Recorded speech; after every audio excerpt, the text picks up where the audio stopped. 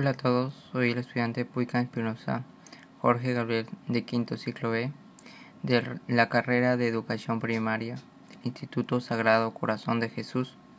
Hoy les voy a contar la obra Aves sin nido, escrita por Clorinda Mato de Turner, que empieza así. En un rincón del Perú llamado Quillac, un pueblo que bajo su apariencia tranquila y natural escondía profundos abusos e injusticias. La naturaleza parecía cantar al amanecer, con el sol asomándose entre las montañas, los campos verdes y los pájaros revoloteando libres, pero no todos eran libres. No, el alma de sus habitantes, especialmente de los indígenas, estaba encadenada por la miseria, la ignorancia y la opresión de las autoridades. Allí vivía Juan Yupanqui y su esposa Marcela, una pareja de indios humildes, trabajadores y nobles, pero aplastados por un sistema cruel. Tenían 2 hijas pequeñas y una vida cargada de injusticias. Juan, abatido por las deudas que no había elegido, trabajaba de sol a sol.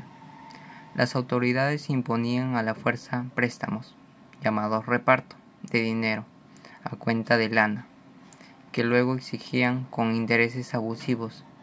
Si el indio no pagaba, le quitaban su cosecha, su ganado, hasta sus hijas. Marcela, angustiada, fue en busca de ayuda, y así fue como llegó a la Casa Blanca, una hermosa quinta de campo donde vivía una joven dama, Lucía, junto a su esposo don Fernando Marín, quienes habían mudado recientemente al lugar. Lucía era una buena chica, es decir, curiosa de corazón. Al escuchar las lágrimas de Marcela, no dudó en acogerla y brindarle su consuelo. Marcela le relató cómo el cura del pueblo, Pascual Vargas, y el gobernador, don Sebastián Pancorbo, se aprovechaban de los indios. El cura cobraba sumas elevadas por entierros y servicios religiosos. El gobernador permitía y se beneficiaba del reparto de lana. Las mujeres indígenas, forzadas a entrar como sirvientas en la casa parroquial, salían mirando el suelo. Lucía comprendió que aquello no era solo pobreza, era abuso, corrupción, deshumanización. Movida por la compasión, Lucía intentó hablar con el cura y el gobernador. Les pidió que perdonaran la deuda de Juan, que dejaran en paz a la familia, pero se topó con el desprecio. Le dijeron que las costumbres no podían cambiar, que la renta del cura era necesaria, y se rieron en su cara. Lucía se retiró con indignación, pero también con determinación. Si nadie iba a proteger a esa familia, ella lo haría. Mientras tanto, Marcela y Juan vivían momentos de ansiedad. Una tarde, el cobrador llegó a su choza. No encontró lana, no encontró pago. ¿Qué hizo? Se llevó a su hija menor. Así, sin piedad. Marcela corrió desesperada hasta la Casa Blanca. Cayó de rodillas, suplicando entre lágrimas. Juan llegó corriendo también, agitado, sin aliento. Lucía, con el corazón en la mano, decidió actuar. Corrió en busca de su esposo, don Fernando. Al enterarse, no dudó. Iría a exigir justicia, y así lo hizo. Fue directamente al gobernador, quien intentó desviar la atención al hablar de costumbres y de comercio lícito. Pero Fernando no se dejó engañar. Logró recuperar a la niña a cambio de firmar una garantía. La pequeña Rosalía fue devuelta a sus padres, y en ese momento Lucía entregó el dinero que había pedido a su esposo. Dinero que había dicho que era para un vestido, para pagar también la deuda que el cura había impuesto por el entierro de la madre de Juan, así silenciosamente, sin pedir nada a cambio. les devolvió una parte de su dignidad. Pero en las sombras del poder local, el cura y el gobernador no perdonaban esa intromisión. Tramaron venganza, juraron echar del pueblo a los esposos Marín. Les molestaba su bondad, les molestaba su justicia. Les dolía ver que alguien se atrevía a tratar a los indios como iguales. Y mientras la noche caía sobre Quillac, en la Casa Blanca se sentía una mezcla de esperanza y de temor. Margarita, la hija mayor de Juan y Marcela, despertaba una simpatía especial en Lucía, que veía en ella una chispa, una inteligencia, una belleza que le hablaba del futuro, y pensaba, ¿qué será de ella si en este mundo no cambia? Los días siguientes fueron de tensiones silenciosas. El pueblo entero, en susurros, hablaba del escándalo de la niña rescatada. Los poderosos no lo admitían públicamente, pero en sus reuniones, regadas de aguardiente y malicia, planificaban cómo deshacerse de los esposos Marín, cómo devolver el orden de ese pequeño pueblo, entre comillas. Pero Lucía no se detenía. A cada paso mostraba más simpatía por la familia Yupanqui. Margarita especialmente. Era ahora la ahijada de Lucía. Lucía la miraba con ternura, con orgullo, con amor, un amor parecido al de una madre. Y entonces empezó a surgir una idea: darle educación, abrirle el futuro a una niña que representaba una de las tantas que son olvidadas en Quillac. Mientras el cura Pascual y el gobernador Pancorbo conspiraban contra los Marín, hubo alguien que los escuchó en silencio, alguien que llevaba su propia batalla en el corazón. Era Manuel, el hijo adoptivo del gobernador y de doña Petronila. Educado, sensible y noble, Manuel no compartía la ambición ni la corrupción de su padre adoptivo. En su alma crecía algo distinto. Admiraba a don Fernando y a Lucía, y había en él un motivo aún más profundo. Se había enamorado perdidamente de Margarita, la hija de Marcela. Su dulzura, su mirada y su nobleza lo conmovió. Una tarde Manuel se encontró con Lucía y Fernando. Ellos caminaban preocupados, siempre alertas, sabiendo que algo podía pasar en cualquier momento. Manuel se les acercó con paso decidido y les dijo: «Señores Marín, permítame acompañarlos hasta su casa. Sé que están en peligro y quiero estar a su lado. No todos en este pueblo piensan como mi padre. No todos callamos ante la injusticia». Lucía le tomó la mano con gratitud y don Fernando asintió con un gesto firme. Desde ese momento Manuel se convirtió en un aliado silencioso y protector, fiel de los esposos. Pero la noche llegó con violencia.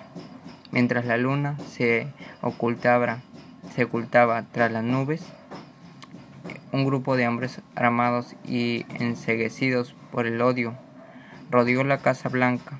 Gritaban, rompían todo a su paso, querían venganza. Lucía y Fernando querían echarlos de Quillac, pues, a esos matones, querían echarlos de Quillac o matarlos. Los vidrios se rompían, las puertas eran forzadas, el pueblo amenazaba con el fuego amenazaba con expandirse. Pero entonces, cuando todo parecía perdido, apareció Juan Yupanqui, valiente, noble, con el rostro decidido. Se plantó ante la turba y gritó: «Yo soy el quien quieren. Ellos no tienen la culpa. Don Fernando solo nos ha ayudado. A mí me deben juzgar». En medio de la confusión, un disparo, y luego otro. Una bala alcanzó el pecho de Juan, quien cayó al suelo pesadamente. Marcela, su esposa, corrió a socorrerlo, pero otra bala, maldita, le atravesó el hombro. Ella tambaleó y sangraba mucho, y cayó junto a su marido, ambos envueltos en dolor, ambos víctimas de una violencia sin sentido. Lucía se acercó llorando, tratando de ayudarlos. Marcela, entre espasmos y jadeos, la miró a los ojos y con su último aliento le confesó: Señora, tú, que has sido buena conmigo, con mis hijas, te suplico, cuídelas. Cuide a Rosalía y cuida a Margarita. Hay algo que debo de contarle, algo que he guardado por años. Margarita es hija de Juan, no es hija de Juan. Margarita es hija del obispo Pedro Miranda y claro, Lucía quedó paralizada. El mundo parecía girar a su alrededor. El mismo hombre que predicaba desde el altar, que decía ser pastor de almas, era quien había engendrado una hija y la había abandonado a la miseria, a la oscuridad. Marcela murmuró con la voz quebrada: Yo la crié como mía, porque él me lo pidió, porque era un secreto. Pero tú, ahora tú eres su madre, eres su luz. Y con esa confesión Marcela exhaló su último suspiro. En sus ojos había paz. Junto a ella Juan ya no respiraba. El matrimonio Yupanqui había sido silenciado, pero en su sacrificio encendería una llama que no podría apagarse. Lucía, con las lágrimas desbordando, abrazó a Rosalía y a Margarita. Fernando la sostuvo en pie. Manuel, con el rostro descompuesto, juró en silencio proteger a la muchacha que amaba y hacer justicia. Mientras los cuerpos eran recogidos y las campanas cesaban su lamento, llegó la injusticia. Las autoridades, en su cinismo, echaron la culpa del ataque a Isidro Champi, el humilde campanero. Lo arrestaron sin pruebas, sin testigos. Fue por las campanadas, dijeron. Lo acusaron de incitar al motín. Su esposa, desesperada, visitó a Escobedo, un personaje corrupto que le exigió un pago a cambio de la libertad de su esposo. 4 vacas. 4, una para el juez, otra para el subprefecto, otra para el gobernador y la última para mí, dijo el sinvergüenza. La mujer, entre lágrimas, accedió.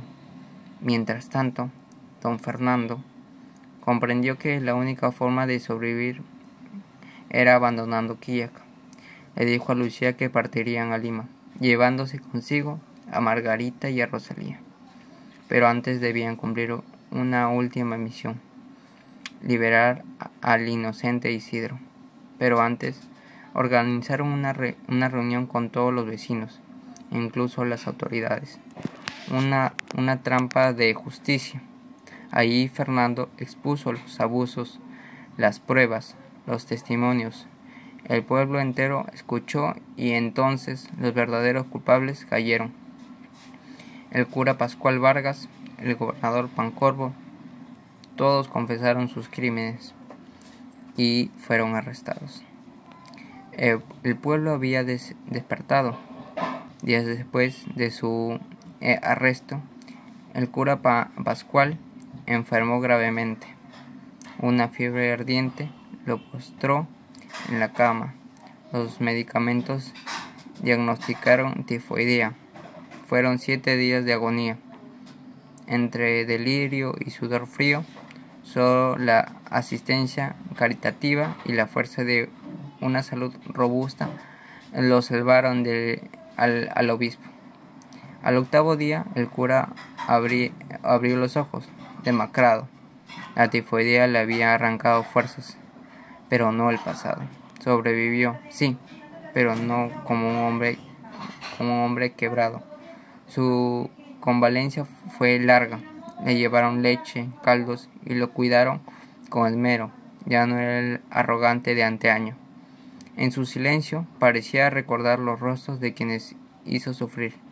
los nombres de los que lo acusaron y entonces pidió ir a la ciudad, tal vez buscando perdón, tal vez huyendo de sí mismo. Lucía, al enterarse, solo suspiró y dijo: Dios lo juzgará. Y con ello el tiempo de marcharse llegó. Es hora, Lucía, dijo con don Fernando. Nos vamos a Lima con las niñas. Allá tendrán un futuro.